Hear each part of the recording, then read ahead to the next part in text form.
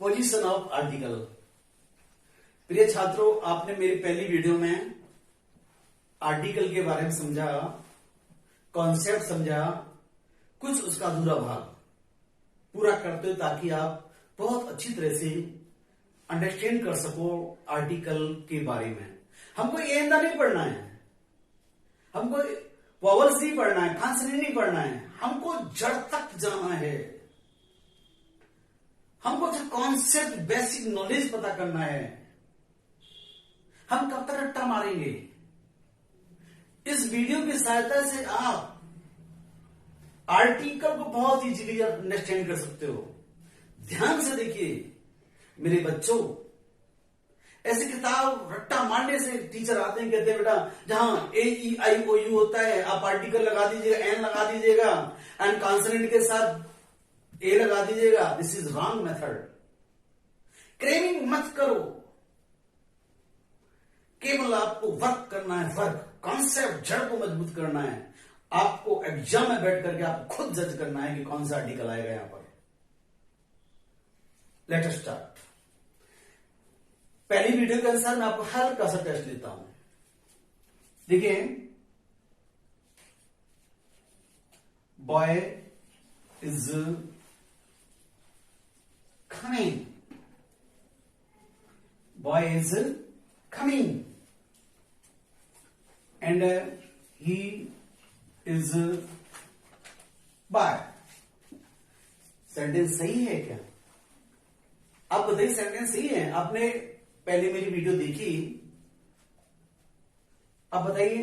देखिए, boy noun है, is helping verb है, कमिंग हमारा प्रेजेंट पार्टिसिपल है, जिससे प्रेजेंट कंटीन्यूअस टेंस है।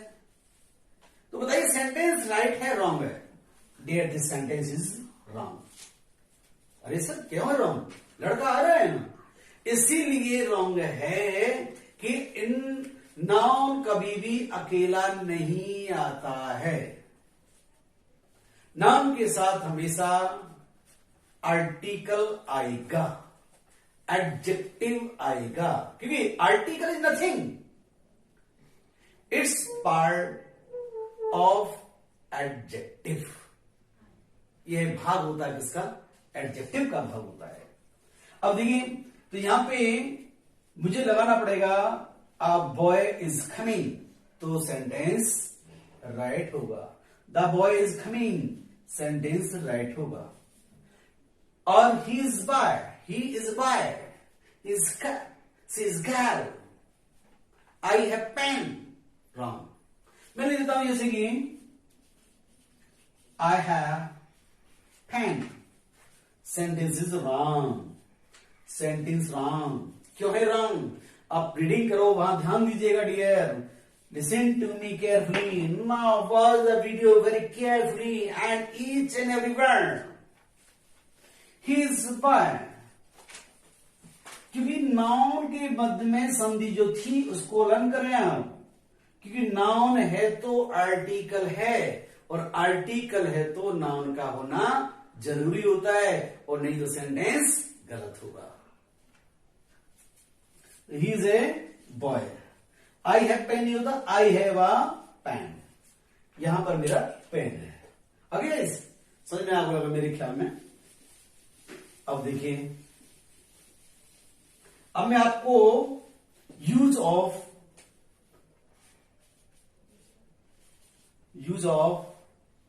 ए एंड एन का बताऊंगा, एंड इसकी साउंड।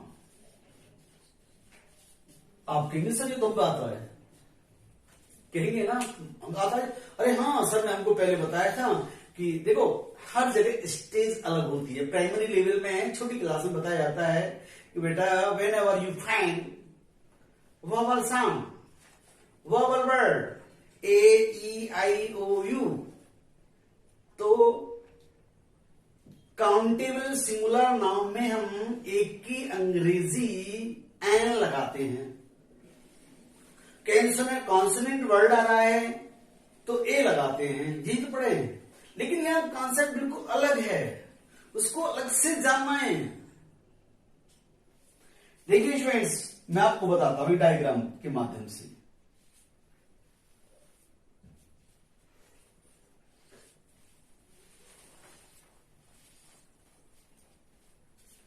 ये अपना ये पूरा शकल है, पूरा फेस है, ठीक है डियर। ये हमारे लिप्स हैं, क्या है, बहुत अच्छे समझना, थोड़ा सा ध्यान देके। हमारे लिप्स हैं ये, और ये टंग है अपनी। इसको कहीं सिगरेट में समझ जाना कि सिगरेट पी रहा है, कहीं सुन कहने लगे बीड़ी पी रहा है, तो ये अपनी जीभ है। टीथ है यहां पर, और यहां पर अपनी ये है वोकल कॉर्ड। क्या है, vocal cord.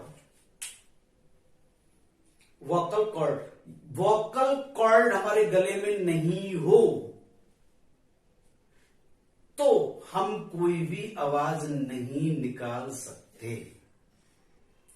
With the help of vocal cord we pronounce,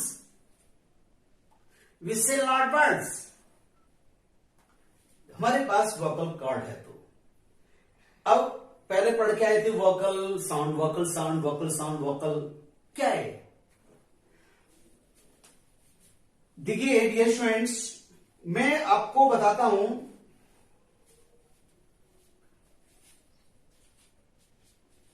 with the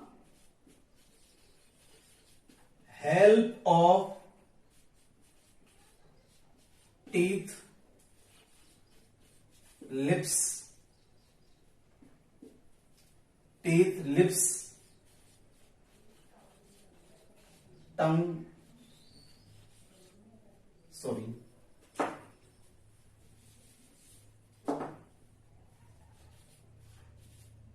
body, with the help of teeth, tongue, lips and body.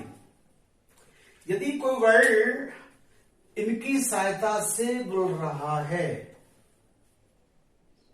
तो वो हमारी कॉन्सोनेंट साउंड होती है। कौन सी साउंड निकालेंगे हमारी, ये कॉन्सोनेंट साउंड।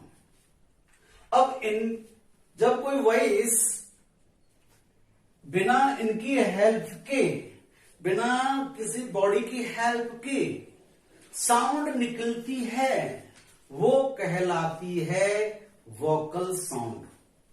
क्या होती है, वोकल साउंड। एफर्टलेस साउंड कहलाती है वो।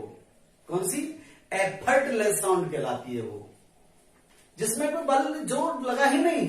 माना कि जीभ है, जीभ को काट दूं तो क्या बोल पाओगे, बाघ बॉय बोलोगे क्या, टमोटी बोलोगे क्या, क्वाड्रेंट बोलोगे क्या, गवावा बोलोगे क्या। आप यही कर सकते हो। और जो ई वर्ड क्या है, इसमें कोई जोड़ नहीं लगा, नहीं लगा ना। तो बताइए मुझे, ये कॉन्सोनेंट साउंड हुई या वोकल साउंड हुआ? ये हमारे वोवल के अनुसार वोकल साउंड हुआ। और इसमें जहां वोकल साउंड होती है तो वोकल साउंड के लिए, जहां वोकल साउंड होती है वहां क्या लगाते हैं, एन लगाते हैं। और जहां इनकी हेल्प की जरूरत पड़ती है, टीथ, लिप्स, टंग, बॉडी, ना, उसमें एफर्ट करना पड़ता है, प्रेशर देना पड़ता है, तो उसमें हम क्या लगाते हैं, कॉन्सोनेंट साउंड के लिए लगाते हैं ए। आ रहा है समझ में? आप बताइए, आ रहा नहीं आ रहा है? बिल्कुल। देखिए, बोलिए आप, ए बोलो, ए नहीं तो इसमें आसानी से बोल गया ना। तो जीव जो हमारी टंग थी वो एज इट रही। जैसे ये है अपना, ये अपना ऐसे बना हुआ है, ये हमारी टंग है, ये हमारी टीथ है, ए। तो हमारे अंदर जो सांस जो विदाउट एनी बैरियर, कोई रुकावट नहीं हुआ, स्पष्ट निकली हो, स्पष्ट निकली है वो आवाज, तो हमारी क्या हो, ये वोवल साउंड है। ए, ओ। अब बोलिए बॉय, बा, बा। आपने बोला बा, तो हमारे इसमें बॉय बोलने पर किसकी हेल्प मिली, किसने सहयोग किया, हमारा लिप्स ने। आप यही लगा लीजिए, आप बोल के देखिए, कोई वर्ड बोलिए आप, तो ऐसे शब्द बोलेंगे हमको करेक्टर नहीं मानना है, क्रेविंग नहीं करना है। अरे डियर, एग्जाम के अंदर आपको खुद को बैठना है, आपकी बॉडी के जेस्चर्स को देखना है, और बॉडी के जेस्चर्स को देख करके आप यहां निश्चित ही आप अपनी साउंड निकाल करके आर्टिकल भर दोगे। समझ रहे हो? नहीं आया तो बार बार देखें, आप बॉडी से निकाल के देखो। बैठे बैठे मेरी वीडियो वॉचिंग करते करते हुए देख आप बोले टी, टी करने पर हमारे लिप्स ने ऊपर को बीट किया, टंग ने ऊपर बीट किया, टी टी ऐसे करके। ई चुप पड़ी हुई है, कोई जोर नहीं लगाना पड़ रहा मेरे को, उसमें आराम से वॉइस गई, कोई बैरियर। एफर्टलेस जहां साउंड होती है तो डियर वहां निश्चित ही हम एंड का यूज करते हैं, यानी काउंटेबल सिंगुलर नाउन के साथ एक की अंग्रेजी। अगेन मिडाइल से मैं आपको बताऊंगा आगे। अब देखिए वॉवल्स हमारे ए ई आई ओ यू 5 होते हैं। ए ई